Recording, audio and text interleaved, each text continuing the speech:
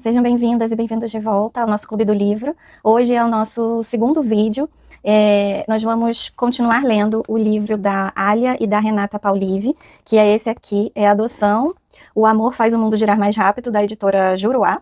Se você quiser adquirir o livro, eu deixei na descrição desse vídeo o link para você comprá-lo pela Amazon.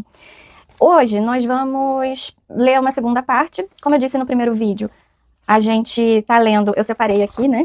Mas a gente não tá lendo um capítulo por vídeo, porque os capítulos não são tão grandes, né? Tem capítulos de 2 páginas, 3 páginas. E são temas muito próximos um do outro. Então hoje, se você já tá com o livro, enfim, a gente vai ler o capítulo Pretendentes às Adoções, que é a página 39, Dificuldades e Medos, Motivação para Adoção e Preparação dos Pretendentes à Adoção, que é o último capítulo que a gente vai abordar nesse vídeo, na página 49, né? Então, vamos lá, vamos começar falando sobre os pretendentes, que é o primeiro capítulo, né, que a gente vai trabalhar. Então, elas começam com uma frase muito interessante, em que elas dizem: qualquer experiência que nos tortura a alma traz consigo a oportunidade de crescer com ela. Eu gosto bastante desse livro porque ele é um livro não teórico, ele não tem várias referências, muitas citações, o que a literatura fala sobre adoção. Ele é um livro muito pessoal, né, de autoras que vivenciaram a adoção e que principalmente são muito engajadas, porque os grupos de apoio à adoção que a gente tem, né, muitos deles são coordenados também por pessoas que já adotaram. Então, ter essa experiência, ter essa vivência, poder compartilhar isso com as outras pessoas é muito importante. Então, esse livro, eu acho que uma das principais contribuições dele é o olhar dos adotantes, né, de pessoas que adotaram. Então, ele não é um livro teórico. Se você é psicólogo, é profissional, enfim, de serviço social ou alguma outra, trabalha com isso, esse é um bom livro para você indicar. Mas se você está buscando referências, tem outras possibilidades, né? Eu vou deixar aqui na descrição também algumas sugestões mais teóricas, assim, que tem alguma fundamentação. Então, nessa primeira parte, quando elas falam dos pretendentes, traz a questão do que é ser pretendentes, né? O que significa pretender? É desejar, aspirar ou querer algo. Neste caso, são pessoas que desejam se tornar pais, desejam ter um filho. Essa pretensão, ela pode ser tanto de uma pessoa solteira, divorciada, sem filhos, enfim, ou também pode ser de um casal heterossexual, um casal homossexual, enfim. Há diferentes configurações de família.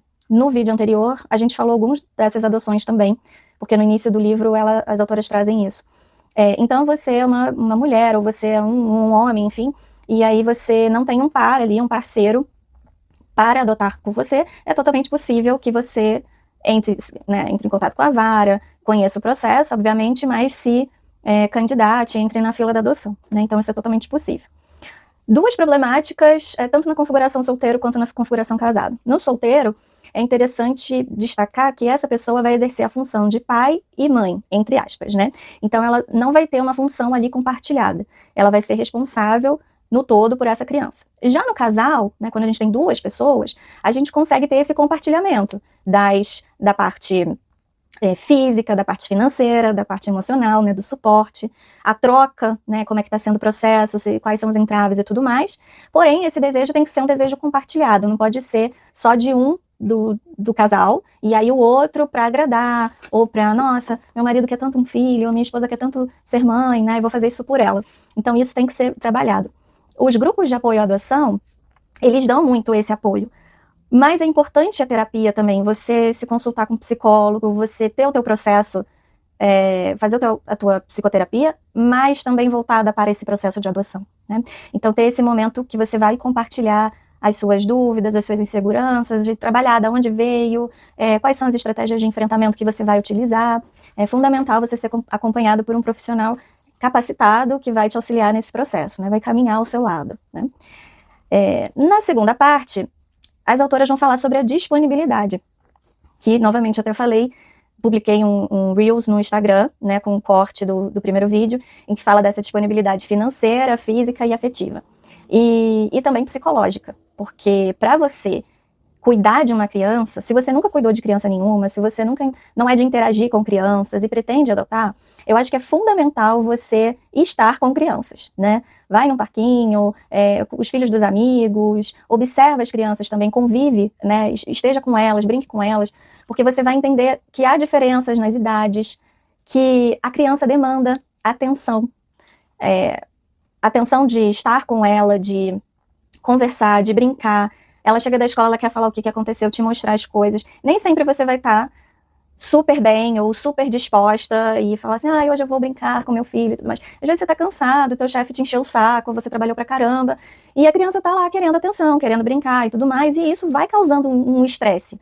Isso é normal, todo ser humano sente isso, não é porque você é um pai ruim, uma mãe ruim, ou que você não tá preparado. Não é isso, né? O estresse é natural. Uma situação que você não tá, você precisa se regular ali, né? Você tá buscando uma autorregulação. Mas é necessário que você tenha a noção de que você tem uma pessoa morando na sua casa e que você tem que cuidar. Se for um bebezinho, um cuidado até maior, mais frequente, é muito, né, dependente de cuidados, demanda muito cuidados. Já se for uma criança maiorzinha, ela tem mais autonomia e tudo mais, porém, ela conversa mais, se comunica mais. Então tem esse momento com as crianças. Então, além dessa disponibilidade financeira, física, psicológica e afetiva, quando essa adoção ela é feita em casal, se ela é compartilhada, é importante que os dois se comprometam com os cuidados, porque o abandono afetivo, ele pode acontecer, o afastamento afetivo, né? A falta de acesso que às vezes a criança tem a um dos cuidadores, ela pode acontecer tanto em famílias com filhos biológicos, quanto em famílias com filhos por via da adoção. Então, a presença tem que estar ali. Do mesmo modo se esse casal se separa. Se houver uma separação do casal durante o processo de adoção, eles podem decidir permanecer juntos no processo, e aí corre o processo de adoção na vara da infância, o processo de separação em outra vara, que não tem nada, né, totalmente diferente, são processos diferentes, e essas pessoas vão combinar, né, vão entrar num acordo para como vai ser essa guarda. E mesmo assim, mesmo afastado, tem que ter esse comprometimento de visitar o filho, de cuidar, de ser suporte emocional, de dar apoio, de dar atenção, enfim. Logo em seguida, nós temos o tema da motivação, que é um tema, as autoras dedicaram um capítulo para falar sobre a motivação para a adoção. Por que você está adotando? Né? Qual é o motivo que te levou? Quando você sentiu que despertou para isso? Né? Se você quiser compartilhar aqui nos comentários também, eu vou adorar conhecer um pouco da tua história. Mas o que aconteceu? Então, ela traz aqui algumas situações que são comuns, né? A infertilidade do casal. Às vezes as pessoas já fizeram vários procedimentos para engravidar. Esses procedimentos, eles são muito caros, né? E não tem uma garantia de que vai dar certo. Tem algumas pessoas que a criança, né, já perdeu um filho, e não pode mais engravidar, ou por algum motivo, né, entende que a adoção é o caminho. Tem as questões genéticas também. Tem famílias que já têm um filho biológico e desejam adotar uma outra criança. Então, tudo isso tem que ser entendido antes desse processo. Geralmente, a vara da infância, através da equipe, né, da vara, Serviço Social e Psicologia, vão fazer esse acompanhamento, né, de entender, fazer as entrevistas, qual a motivação, quanto estão preparados para isso. Às vezes até, né, mencionam a necessidade de um acompanhamento psicológico antes, principalmente em alguns casos, né, em que o casal, a pessoa perdeu um filho, ou teve o falecimento daquela criança, né, de um filho biológico, e aí ele busca, esse luto tem que estar bem trabalhado, tem que estar bem amadurecido nesse processo, para que não haja uma confusão, uma expectativa de que esse filho que eu vou adotar vai substituir o filho que eu perdi. As autoras também vão trazer o seguinte trecho, em Dificuldades e Medos.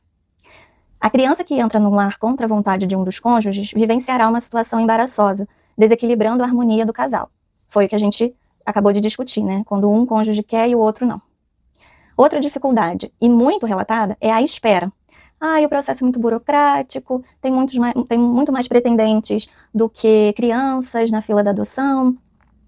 Mas a espera, numa gestação, a gente tem 9 meses. Então, a gente sabe que dentro de 9 meses, em alguns casos um pouco menos, a criança vai nascer. Então, ela tem um tempo ali limite. Já na adoção, essa gestação psicológica, ela não tem um tempo definido para acontecer. Então, não quer dizer que ela vai acontecer imediatamente, em poucos meses, ela vai demorar poucos ou muitos anos. Então, para alguns casais, né, pessoas que estão na adoção, os pretendentes, pode ocorrer de ter que atualizar, né, o cadastro e o processo, porque já ficaram 4 anos, 5 anos na fila. Isso depende muito das características da criança. Às vezes a pessoa não quer crianças de uma etnia diferente, só quer meninas, não quer meninos, ou só quer menina, não quer menina. Então, né, qual é a realidade das instituições de acolhimento? Quais são essas crianças que estão lá? Geralmente são crianças mais velhas, são crianças pardas e negras, são crianças que tiveram um rompimento de vínculo com a família, às vezes vivenciaram alguma situação de abuso. Então a gente precisa também encontrar a realidade das crianças que estão no acolhimento institucional, ou dos bebês que serão acolhidos, né? Em alguns casos, o bebê, às vezes, do hospital mesmo, ele já vai para a adoção, né? Então, é importante entender que esse tempo, o tempo cronológico e o psicológico, eles são diferentes, né? Então, tem que ter essa consciência. Na preparação dos pretendentes, a gente não prepara só as pessoas que vão adotar, mas nós temos que preparar também a família, porque os avós, os tios, os primos vão conviver com essa criança, ela vai passar por essa família, ela vai atravessar. A criança, por via da adoção, ela tem os mesmos direitos de herança, precisa da mesma atenção, precisa dos mesmos cuidados que a outra criança que for filho biológico. Então, isso tem que estar muito esclarecido dentro da família, para não ter uma ideia equivocada de que o filho, por via da adoção, ele tem menos direito, ele não é membro da família. Então, antes de adotar, ou se você já está nesse processo, converse também com a sua família, veja qual a opinião deles, o que eles entendem que é a adoção, como é que eles podem receber essa criança também. Então, a própria adoção, as autoras vão falar, ela pode ser desestimulada pelos familiares e amigos. Há parentes que se posicionam contrariamente devido a certa exclusão que haverá na partilha dos bens e ou preconceito. Então, esse preconceito de raça, que é muito enraizado no Brasil. Às vezes é uma família de pele clara e a criança é parda ou negra, enfim. Então, precisa entender ali aquele contexto, como é que é a aceitação da criança na família. A adoção, ela não será garantia de companhia para a velhice e não aplaca a solidão. Quando a gente fala nisso, né, eu tô muito sozinha, ou eu não tenho mais meus pais, e o que vai ser da minha vida? Quem vai cuidar de mim? Quem vai ser meu apoio? Com quem que eu vou conversar? Vou adotar um filho para ter companhia. Não é isso. O filho não é para isso, nem por via da adoção e nem o biológico. Então, uma criança, ela precisa ser criada, ela precisa desenvolver e estar livre para conquistar o mundo, para ir para o mundo, para fazer o que ela quer fazer. Não é para responder ou para atender às expectativas daquele que adota, né? Então, as autoras, finalizando, a gente já está aqui finalizando o capítulo, né, e esse vídeo, elas listam algumas das motivações, ou na fase preparatória, né, elas colocam aqui uma lista, que eu não vou ler tudo, né, tá na página 50 e 51, se você quiser acompanhar, em que ela traz uma lista de exemplos da fase preparatória para a conscientização de alguns aspectos, né, que são importantes. Meditar sobre a decisão de adotar, ouvir depoimentos de pessoas que já adotaram, resolver o luto da infertilidade, preparar seu coração para acolher um filho, momento de autoavaliação, entender quais são os seus limites, suas dificuldades, bem como as alegrias, né, que pode ser compartilhado, quais as contribuições para aquela criança, né, um ambiente familiar, um ambiente de cuidados, uma atenção individualizada, e não só pensar no que essa criança vai trazer para mim.